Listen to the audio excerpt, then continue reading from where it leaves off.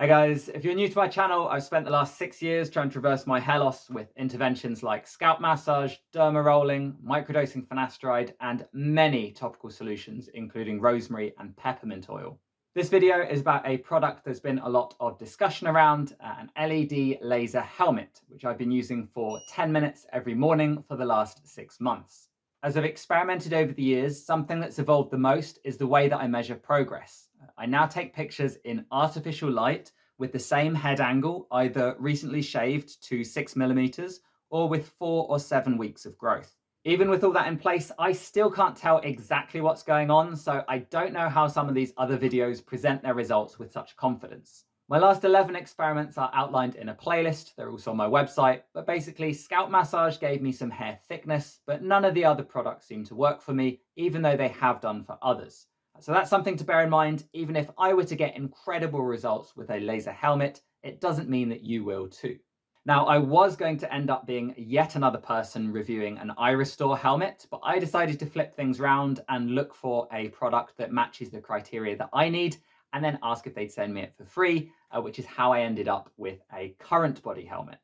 The two values I learned to focus on for laser helmets are wavelength, ideally between 650 and 660 nanometers, with CurrentBody being 650, and energy delivered per session, which in the research is often 4 to 6 joules per centimeter squared. In this case, CurrentBody is only 3, but since you wear it for 10 minutes every day and the other helmets are 20 minutes every other day, the total energy per week ends up being the same.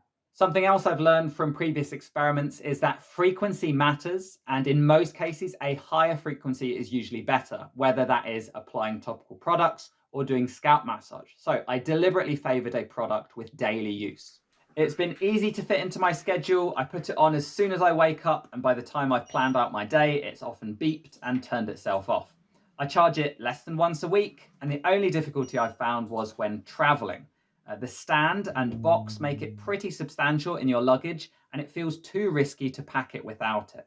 Okay, so I've seen the little YouTube graph that shows me how many of you jump straight to the results. If you missed what I said earlier, I take pictures in artificial light in my garage with a consistent hair length and head angle to give me and you the best chance at judging results. So let's start with my head shaved to 6 millimeters. This used to be all I did, but as you'll see later, it can be easier to judge thinning when there's a longer head of hair.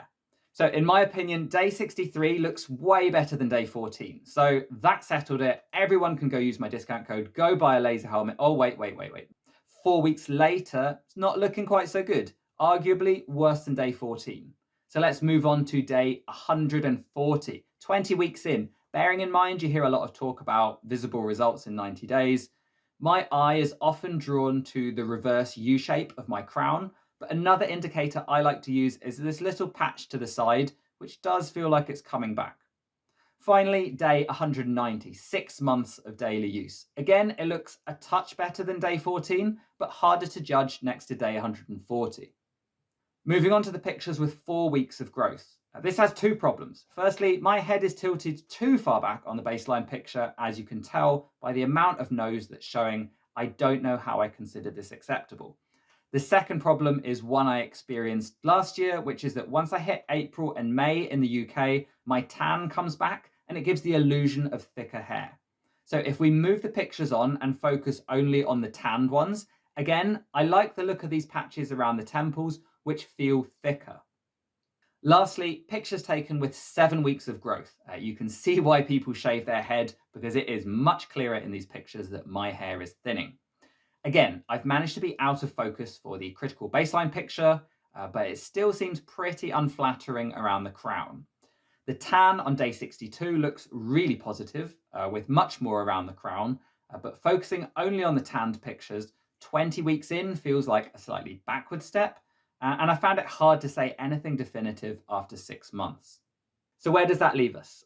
Hair growth occurs in cycles, so it could be that these short-term pictures are picking up a lot of noise, and it might be that I need much more time to spot a trend one way or another.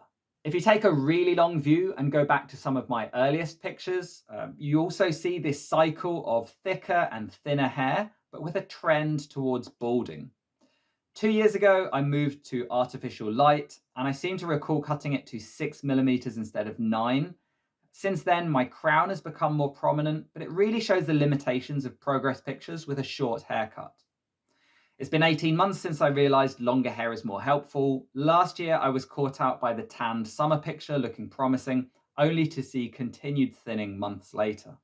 This shows the difficulty in assessing results, which is something you might be struggling with as well. A good question to ask yourself is over what time frame you might be absolutely convinced of hair loss, even if you weren't following any sort of protocol. My dad is 71 and he only has slightly less hair than me. So if that's where I'm going to be in 33 years' time, this is going to be a really long experiment. On that note, if you're exploring hair loss solutions, you need to really consider how well you're going to adhere to it. A lot of these products only work for the duration you use them. So ask yourself, are you willing to do this forever? Because a lot of the time it is a lifelong commitment. While I'm stopping short of concluding whether the laser helmet has worked for me, I do feel like years of experimentation can help me give advice on how to assess your own hair loss. From what I've read on forums, darker haired individuals can rely on hair fall, be that on your pillow or in the shower with a drain catcher. As a lighter haired individual, I have never noticed my hair falling out, so for me, it is not a useful indicator. In a previous comment section, someone suggested using a small microscope with a camera and counting the hairs in a given area of your scalp, which I didn't take seriously at the time, but if it means getting a definitive answer, then I would have absolutely implemented that. Counting hairs is exactly what some of these papers use when judging the effectiveness of a treatment, along with measuring the thickness of individual strands. Whatever you choose, you really do need to focus your effort on how you're going to measure progress, because a lot of the time, the results that you see will be nowhere near as dramatic as the cherry-picked examples you see on product websites. If you choose to take progress pictures, I would strongly recommend that you control as many variables as you can, including head angle, lighting, hair length, and style. Additionally, keep these variables in mind when you're viewing other people's results and they haven't controlled for this. Personally, I can't say that low-level laser therapy doesn't work, and I plan to continue with the helmet for at least another 6 months until I have a clearer answer. Thanks for watching.